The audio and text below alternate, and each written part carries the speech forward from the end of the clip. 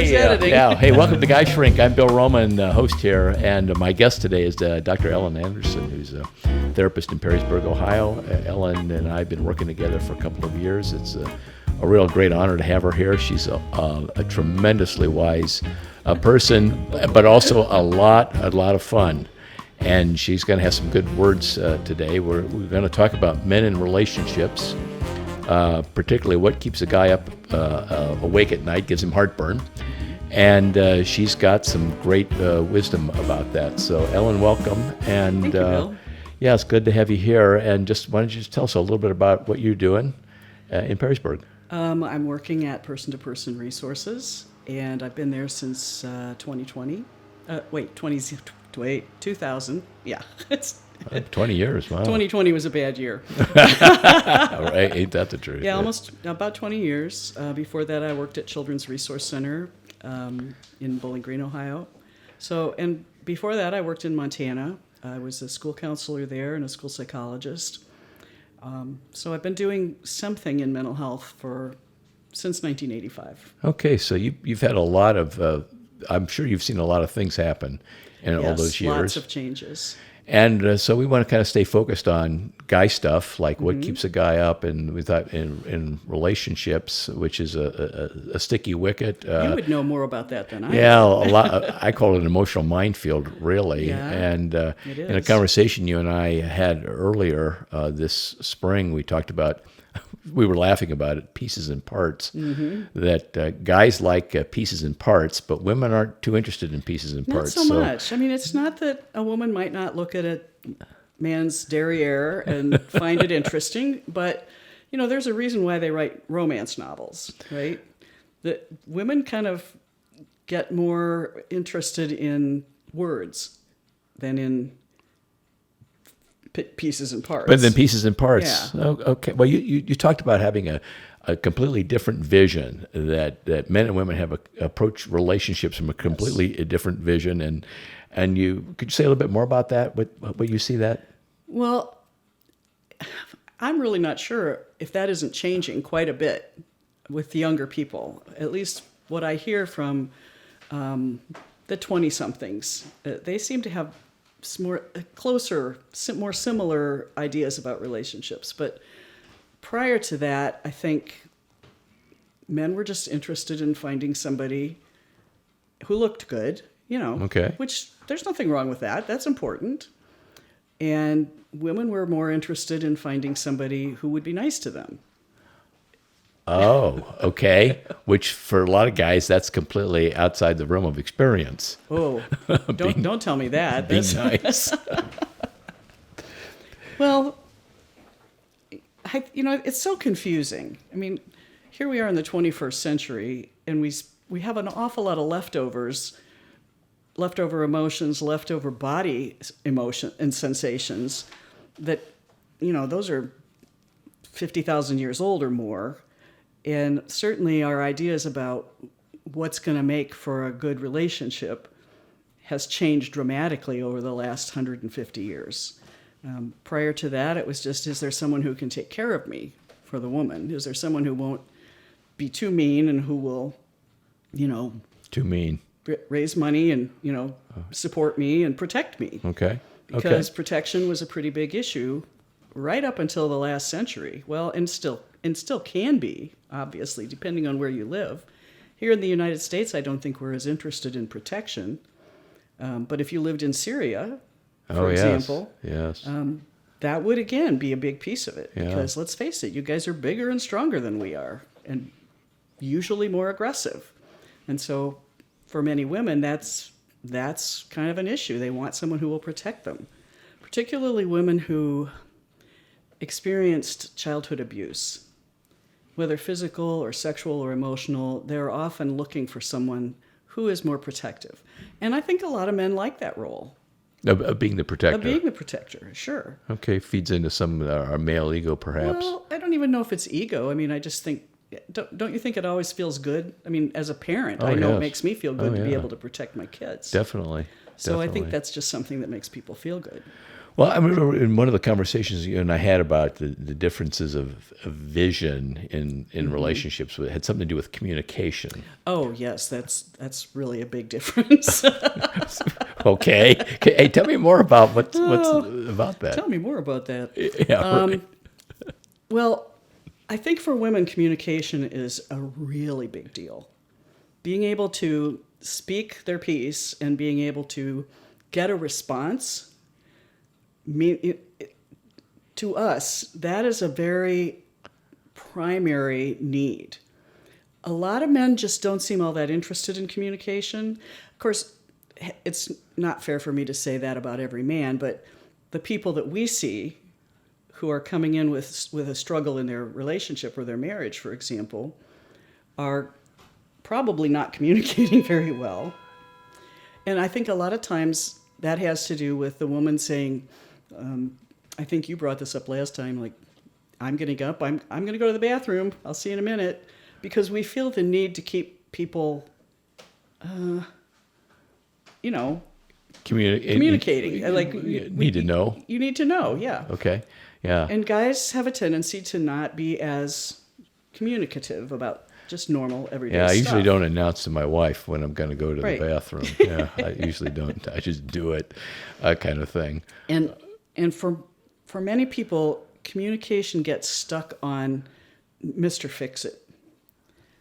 It's what we call you guys. Oh, well, I'm good at fixing it. Of course, if my only tool is a hammer, everything's going to be a nail. That's right. Kind of thing. That's a problem. The thing about communication, I think a lot of us is that my idea of communication is waiting for you to be quiet so I can talk. Yes, that's always a problem. And communicating is about convincing you that my side of the story is the right side. And unfortunately, that's also a big issue and that creates problems in communication.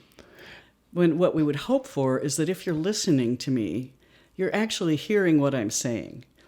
And I would say that one of the biggest problems for people who want to communicate is that people aren't listening and you don't feel heard. If you're just waiting for your chance to tell me your ideas, then I don't feel heard, and then I don't feel like you care about me. And for women, feeling heard is about you have to hear me and understand what I'm saying, even if you don't agree, or else I don't feel heard, and then I feel hurt and angry and upset, and I think you don't love me.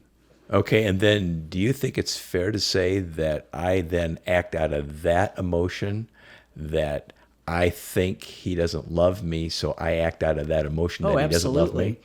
So there's an event, and then there's the emotional meaning that I put into the event. Absolutely. And it's usually the emotional meaning of the event that I act on as opposed to what really did happen. Yes. Oh, that's a sticky place to get to. It is, and so many people have maybe childhood histories of trauma and that sort of thing. So they tend to take things more personally anyway.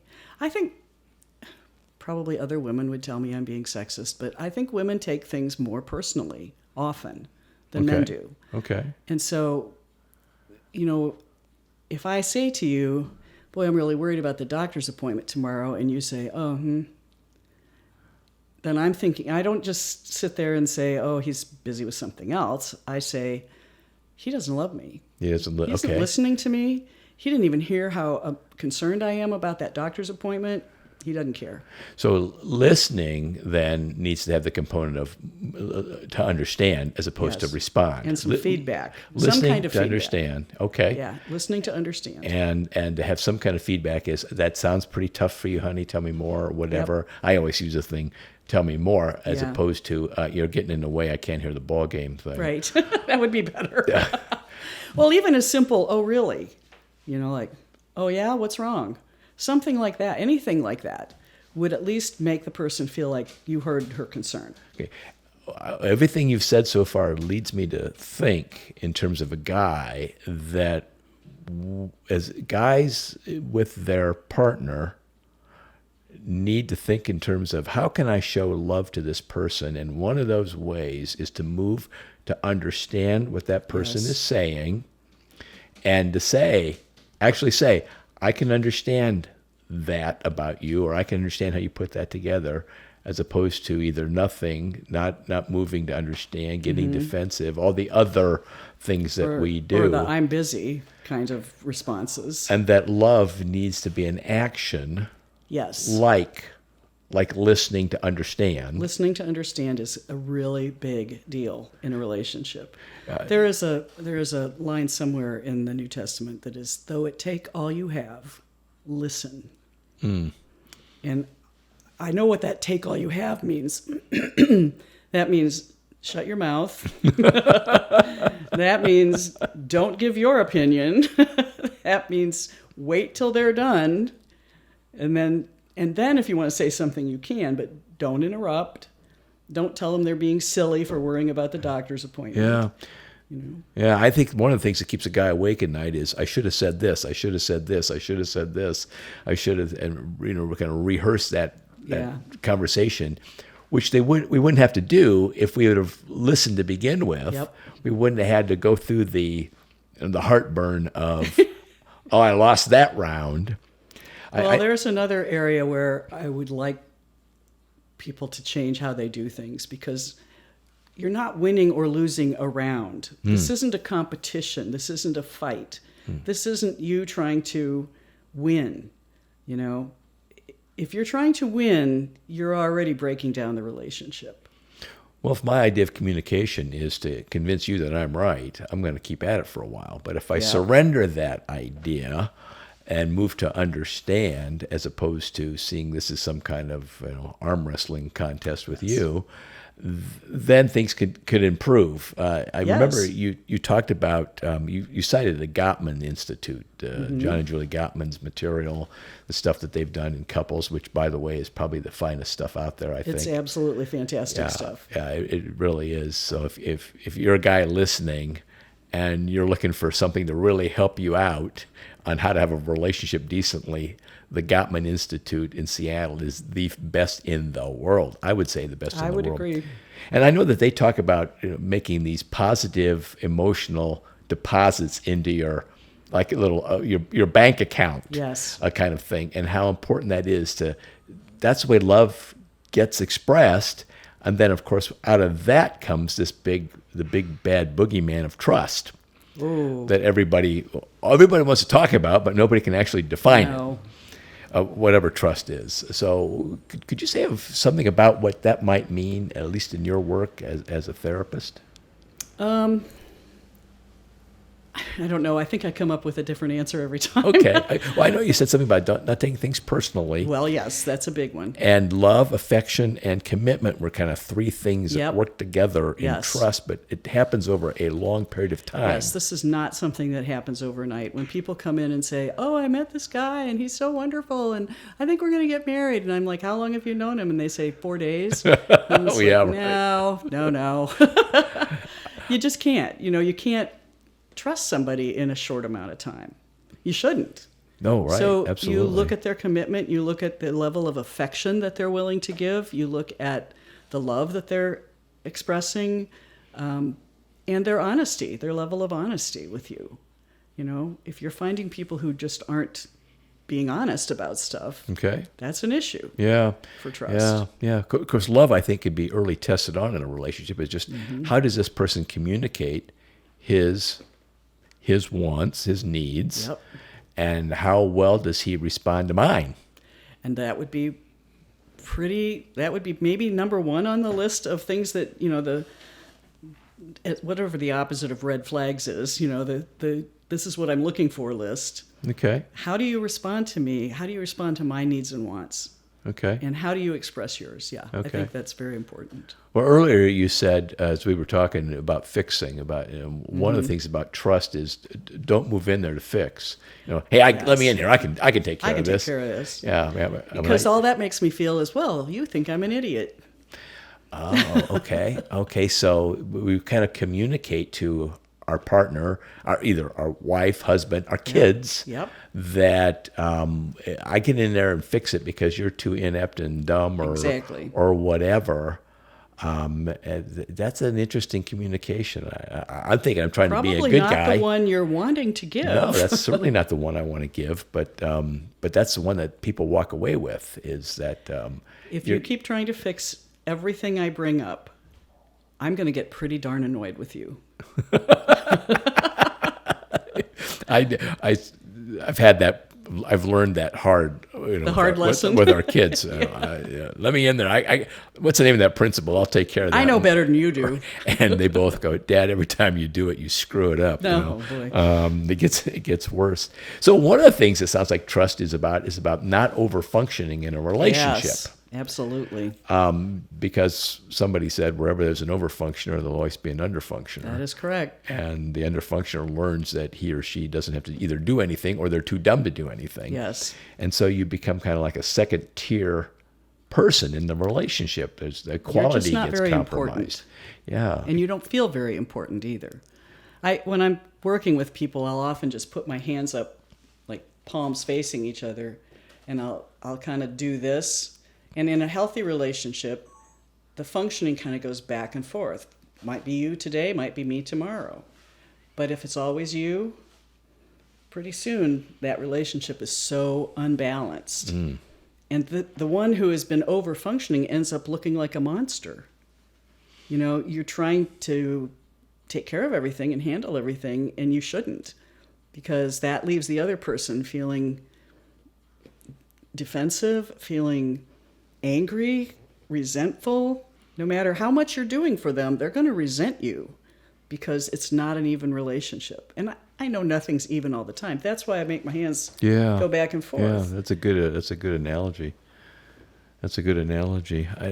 One other thing that I remember you saying as we were talking about this a little ahead of time is that you talked about two ideas that get worked out in the trust thing. One of them was called ghosting, and the other one was called gaslighting. Mm-hmm. And these are terms that get kicked around all the time. Sure. I don't know whether they hear it on you hear it on TV or you go to WebMD and you put in your I'm going to diagnose my husband. But anyway, could you say a little bit more about what ghosting and gaslighting are about in terms of relationships? Ghosting is about pretty much not being there for you. It's about disappearing. You both worked all week. It's Saturday morning. Your wife is going to stay home and clean the house, and you're going golfing. And she's like, wait, what? Why don't I get some help here? But if you can get out the back door without paying attention to anything she said and just go about your merry way, that's going to create a lot of resentment over time. So ghosting, maybe you have a better definition of that than I do. I think it just is just a no-show. Just not there. You can be there, but you're not present at all. You're not paying attention. I was thinking as you were using the golf story, I was thinking in terms of the guy getting out to the car, knowing that later on there'll be a come to Jesus moment. And how am I going to? Won't worry about that now. I'm going to go golf. Yep. And then when I get home, I'll be all blame. And maybe I'll have had 3 or 4 beers. Yeah. And it'll be all right. I'll manage it somehow. Yeah. Blame, defend, and those kinds of things. Minimize. Deny.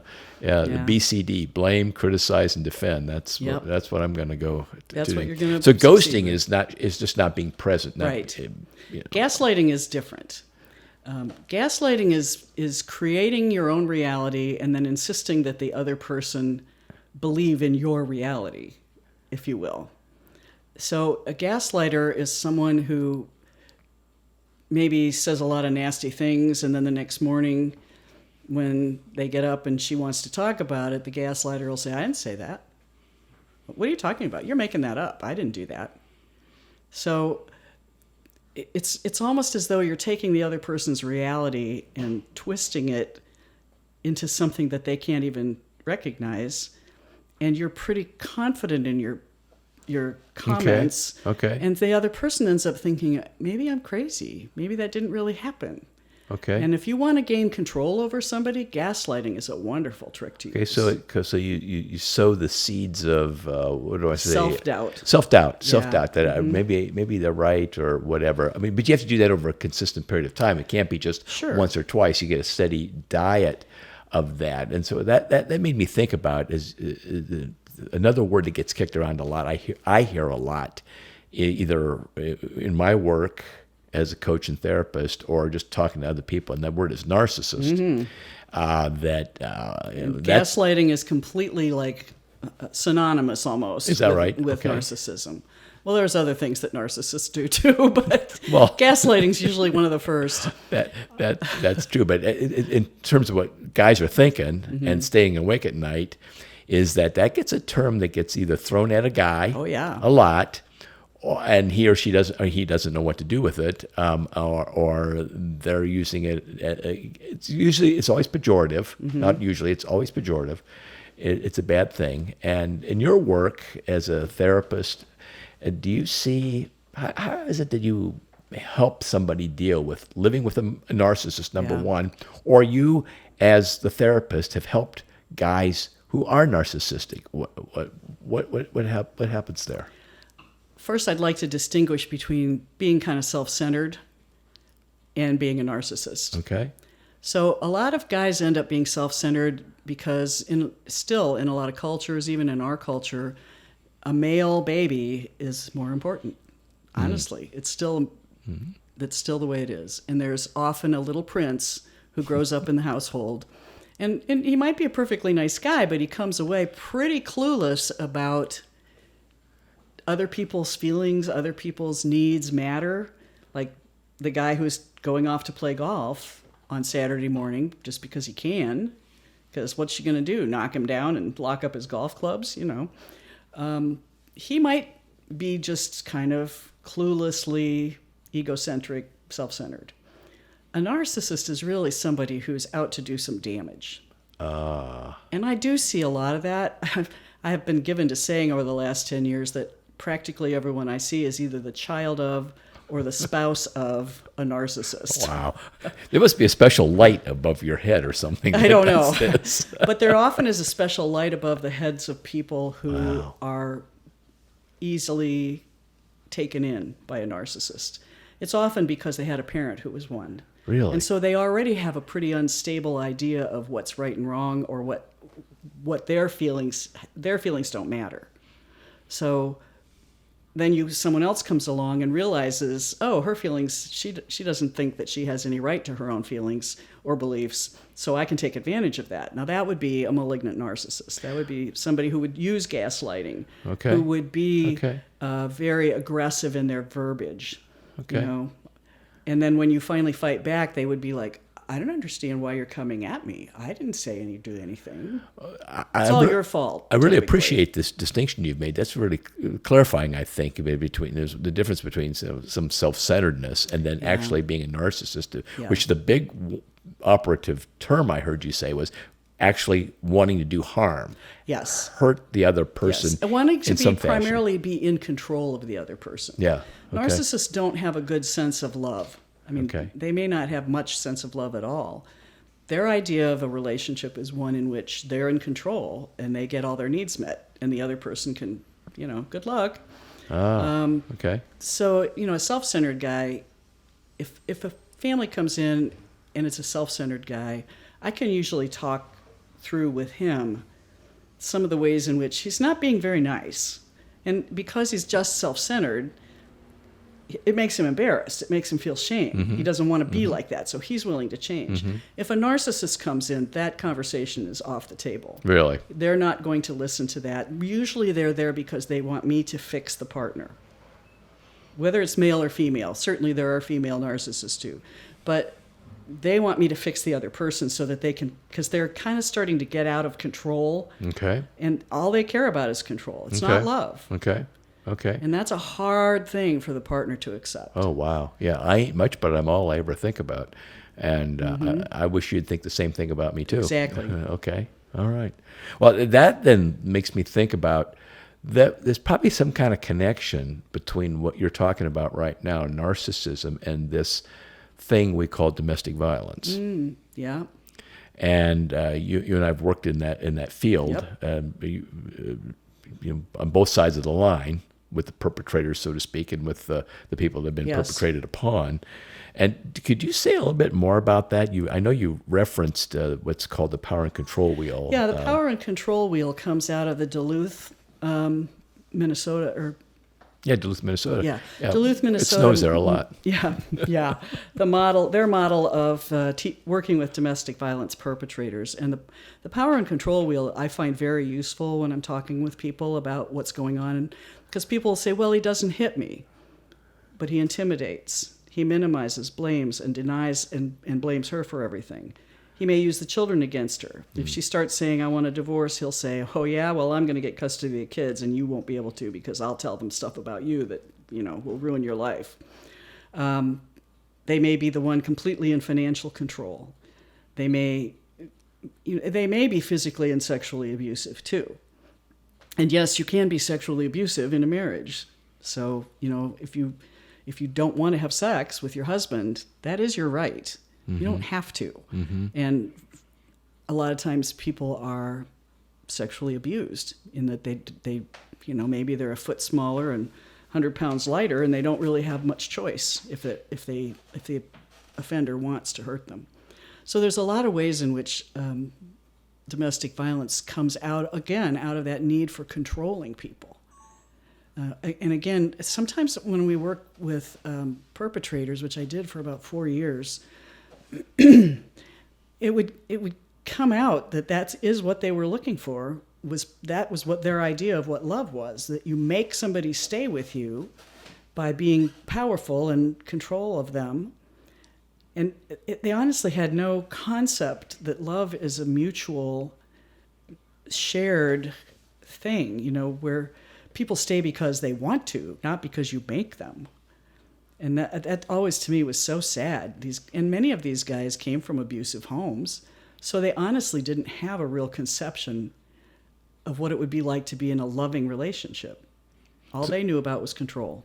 So kind of like maybe saying that some guys might be handicapped from the beginning. Yes. Because of what may have happened to them. I know that's one of the questions you like to ask people is less about what's going on and what's happened to you, kind of thing, which then leads us into a topic that we both are interested in, and you especially because you've done so much work in this area of trauma. That trauma is something that affects us and can affect our whole life for our lifetime. For a lifetime. And you want to say some stuff about the work you're doing there? I know that military suicides are up. Because of the PTSD, the trauma that many men and women have had in combat. And we just learned last week that 2 more of the Capitol police officers have taken their own lives after the trauma they experienced on January 6th. Wow. So, but I think we'd mislead people if we said it's only about being in the military or the police. Many people grow up with what are called adverse childhood experiences. And that's one of the questions I ask every person who comes in. Well, it's 10 questions that I ask people who come in to see me. I want to know if you've been physically, sexually, or emotionally abused, if you've been physically or emotionally neglected. I want to know if your mother was a domestic violence victim, if you have a substance abusing parent, if you have a mentally ill parent, if you have a parent in prison, or if you have a parent who's absent. Wow. And the more of those you have, the greater it's called an ACEs score, and the more likely it is that you will have post-traumatic stress disorder. If you get up to about 4 of those, it's pretty good likelihood that you're going to have a lot of issues that came out of your childhood that you've probably spent a good part of your lifetime trying to avoid. Because the key to PTSD is that people they want to avoid their painful memories. So sometimes a 45-year-old person will come in, I'm just not sure what's wrong with me. I'm always anxious. I'm always depressed. I don't really understand. I just don't really feel like myself. I don't know what's wrong.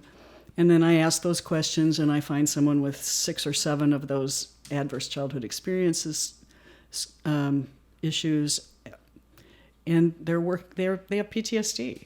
you know? So perhaps thinking in terms of, as you were talking, I was thinking about it, and I just wanted to see you talk about my anxiety. And you're asking me all these questions, and all of a sudden all this. And so maybe my anxiety ends up being a survival mechanism of course, of handling these, what you call it, adverse childhood experiences, this previous trauma that I've either not recognized or don't want to recognize. Well, and the difference between a trauma that happens to an adult and a trauma that happens to a child is that children don't have the brain development yet to manage their own emotions. And if there's no one in the family who can help them manage their emotions, if they just have to take whatever happened to them, go to their room, cry, try to pretend nothing's wrong, that's really a profound damage. It's so profound that over time it affects the brain. The brain develops differently. Really? Yes. Wow. Girls who've been sexually abused, not all girls, but many girls who are sexually abused at a young age have a part of the brain called the hippocampus that is about half the size of people who were not sexually abused. And the hippocampus is really important in taking stuff that we're learning and putting it into long-term storage. So as you can imagine, school is more difficult for those girls. Just remembering their own life story is more difficult for them. And if you don't remember your own life story, how do you protect yourself? How do you know who's a bad guy if you can't let yourself remember what a bad guy is like? So there's a lot of ways in which it impacts people's lives, and it goes on for a lifetime. Well, it certainly would be impactful in a guy's life, in a relationship, if he's not either done some work in this area, recognized what's going on. You can perpetuate that, maybe not the exact same trauma, but you can perpetuate that stuff. But you will need to be in control. In your family. You have to be in control. That's the way I manage it. You will feel totally unsafe if you are not in control in your family, unless you figure out where that need for control is coming from and work with it. So Ellen, how would you work with it? I mean, say I do stuff I don't understand. How is it that I come to manage it, grips with it, whatever you want to call it? Well, what first are some of all, ways? you need to go to therapy. Okay. Honestly. Okay. This is not something you and your best friend can talk about over a beer. It just doesn't work very I've tried that. Yeah, it doesn't well. work. Yeah. It doesn't work. It doesn't work. So there's a couple of things that I think are really worth finding a therapist who's trained in. One is EMDR. It's called eye movement desensitization and reprocessing. It's probably the best and most researched and most successful means we have of reducing all of the symptoms of PTSD, like that hyperreactivity to stuff, a loud noise and you fly off the handle kind of a thing. It really does work. I've used it now since 2006, and I find it to be the most effective. It totally changed the way I do therapy. Wow. Completely. Wow. More recently, I took a sensory motor psychotherapy course, which also has changed what I do, because most memories, we tend to think of it as a memory is just in your brain somewhere, but you have to remember that the brain is completely hooked into the rest of your body. And if you think of the unconscious mind as opposed to the part where you and I are talking, that part of the mind, the unconscious mind isn't just the lower half of your brain, it's your whole body. It's all the nerves that run throughout your body. So somebody says something that is a trigger and your stomach clenches. Somebody threatens you and your arm goes up, to try to protect yourself. I've had clients who have their necks completely turned off to the side as though they are trying to evade a blow. And when we do therapy, that's just, and as we finish therapy, that changes and they're not doing that anymore. So EMDR and sensory motor work don't just address your thoughts. They address where you're holding those memories in your body. You may not actually have a conscious narrative memory of something that happened, but you've got a shoulder that moves up, or you've got a feeling of ugh in your gut. And those things have to be dealt with too. That's why cognitive therapy isn't really great for trauma. Okay. So for a guy who grows up, say, in a domestically violent home, first of all, he's seen the example of his mother being cowed and beaten. And he thinks that that's how you're supposed to be a man, if that makes sense. Mm-hmm. And also, he's terrified of his father, most likely because he's gotten beaten too. And as you grow up, you don't want anybody to be able to treat you like that ever again. You're not going to accept that from anybody. So, at least in your own home, you can make sure that they don't treat you without respect. And if you have to scare them or hit them to make them treat you with respect, then you do. And that's so important to you to feel in power, in charge. Yes.